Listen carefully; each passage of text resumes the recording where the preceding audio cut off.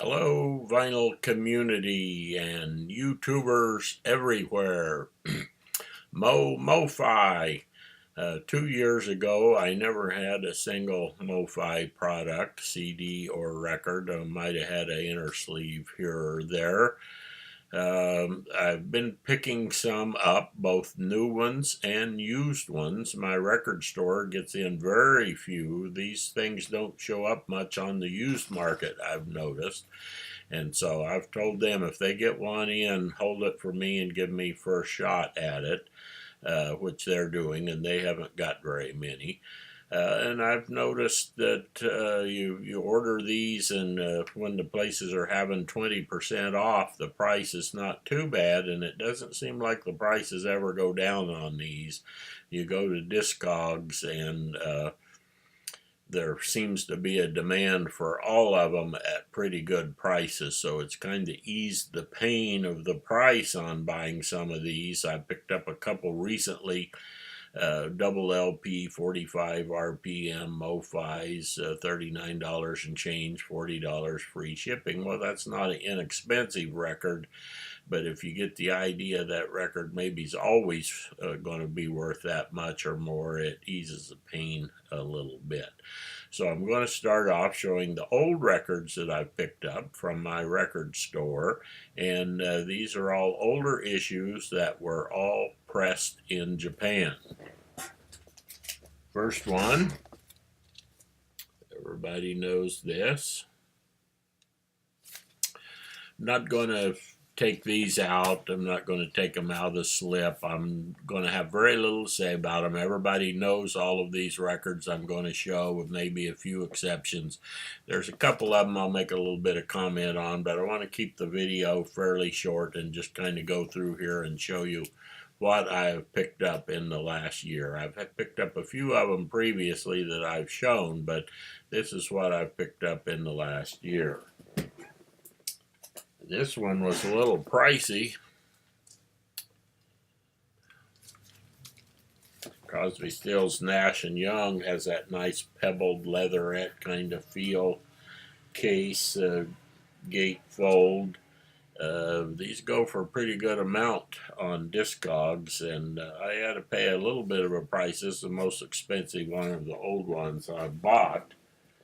But and first Crosby, Stills, Nash & Young record that I've owned, and I enjoyed it. I am happy to have it. Everybody really knows this one. Ziggy Stardust. Again, all of these pressed in Japan.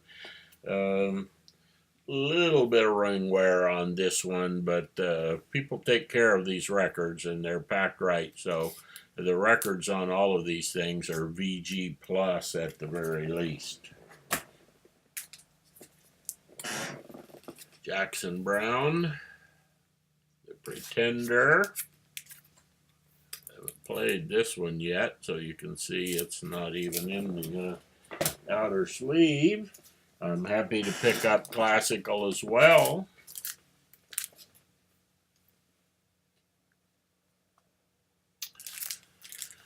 Rachmaninoff Symphony No. 2, complete version, Yuri Tamirkanov, Royal Philharmonic Orchestra. And this one I'm going to talk about a little bit. This is my last one of the old ones that I've managed to get.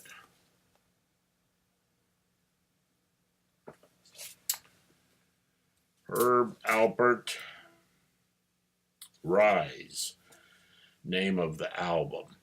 I've got quite a few audiophile records. I've got a lot of good sounding records, and of course we expect the Mofis to always be excellent, if not the best. This was the least expensive of all the records I bought. We don't, often think a lot of the Herb Alpert records, the regular records you get in the dollar bin. This record, if you get a chance to pick it up somewhere, pick it up.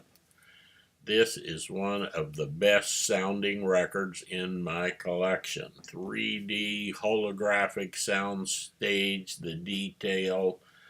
Of course, Herb Alpert's in the business, has been, every aspect of it. So he knows how to make a good record and involved in the recording and so forth. So I just thought that was unusual. Yeah, you all would pick up Super,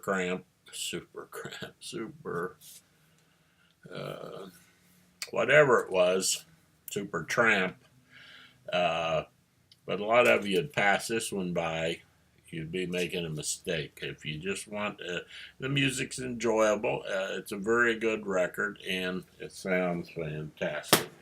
Okay, got a bone to pick with one of our VC members, Robert Z, Bobby Z, Mr. Z, Mr. Mofi. He likes having those sealed records and maybe maintains the value and doesn't open them and play them. I picked up this one recently, Blonde on Blonde, Bob Dylan, box set, 45 RPM, 3 LPs. Killing me, Bobby. I don't have a MP3 download of this. I don't have a CD. I don't have an old record from the record store. This is the only copy of Blonde on Blonde I got, and you're telling me I can't play it. Well, I'm not going to do it this second, but I'm going to violate the rules. I'm going to open up this baby later today, and I'm going to listen to it.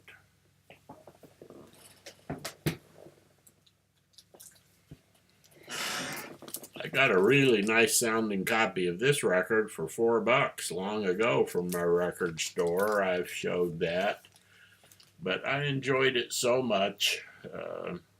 45 RPM, double LP. I'm going to enjoy this. I haven't opened it up and listened to it yet, but I just thought it'd be fun to have this, and they were having a big sale. At the same time, ordered this one. Santana, 45 RPM, double LP. I've got a few Santanas, but records, but none of the Mofis. Again, just recently picked these up. I haven't opened these things, but rest assured, Bobby, I'm gonna rip this seal just like that. And I'm going to play these things. One I have broken the seal on and played. Little Feat. I like Little Feat. Waiting for Columbus. This is really good.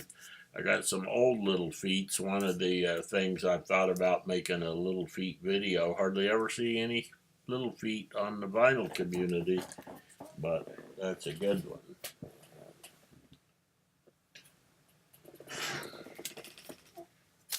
Carole King,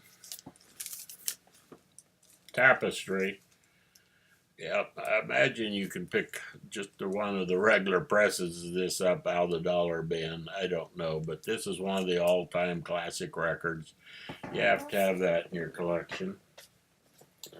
One of the ones I didn't know anything about, never heard of. Silver label, Yaz, upstairs at Eric's. I watch a lot of documentaries on Amazon Prime. You can watch them for free. I watched one about Yaz. I don't remember what it was titled, like 45 minutes long.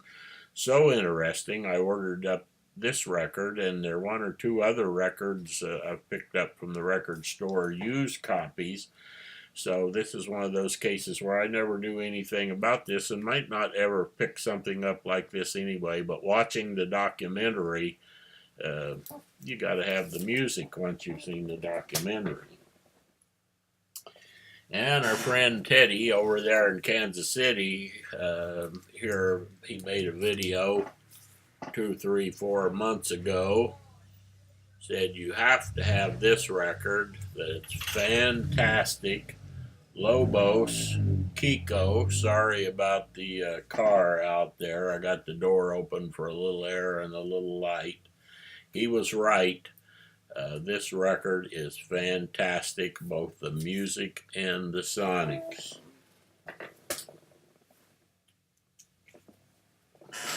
Up until 2 years ago, I never owned a Miles Davis record. Now I got lots of them. Here's one. Picked this one up. Haven't listened to this one yet. Just for you, Bobby. Whoa. And one of my all-time favorites. This is the 2LP 45 RPM. Janis Joplin. Yep, Bessie Smith a long time didn't have a marker on her grave when the group got together to do it, and Janis Joplin contributed about half of the money. So she'd been one of my favorites ever since.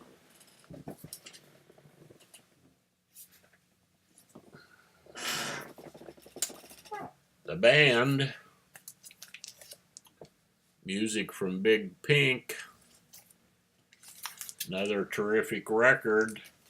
This is another case where I watched documentaries on Amazon about this stuff and the basement tapes and all of that stuff, and so then I had to get the records. And last but not least, the band. Be down to get you in a taxi, honey. I love them old time tunes. Another great record.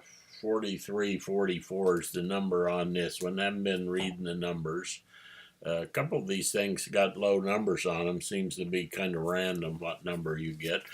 So that I have a couple I didn't show that I've showed in some other videos, but that's my Mofi collection right now. And I'm going to be watching for them. There's a big record dealer not too far from me that has a warehouse. I'm going to try to make a trip over there, make an appointment where I can go in, and they got like 100,000 records in the warehouse, and they got them all computerized too. But see if I can find some of these really good ones. And so how are we doing here on time? Hasn't been too long, so a little bit longer than I was hoping for. But anyway, having a nice Sunday afternoon here in Northern California. See ya.